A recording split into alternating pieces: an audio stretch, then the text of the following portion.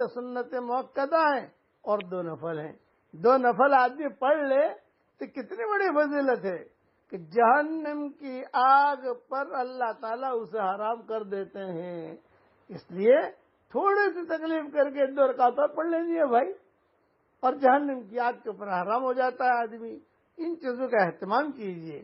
دوسری روایت ہے ام حبیبہ کی ہے، ام حبیبہ رضی اللہ تعالیٰ عنہا سے روایت ہے کہ رسول اللہ صلی اللہ علیہ وسلم نے ارشاد فرمایا، جو مومن بندہ بندی بھی ظہر کے بعد 4 رکعتیں پڑھتا ہے اسے جہنم کی آگ انشاءاللہ کبھی بھی نہیں چھوئے گی. یہ حدیث بھی نسائی شریف میں ہے. کتنی پیاری پیاری حدیث ہیں. اس لیے سنت موقدہ تو پڑھتے ہی پڑھتے ہیں. 2 رکعت نماز کے بعد، جب ظہر کے بعد 2 رکعت اور پڑھ لو.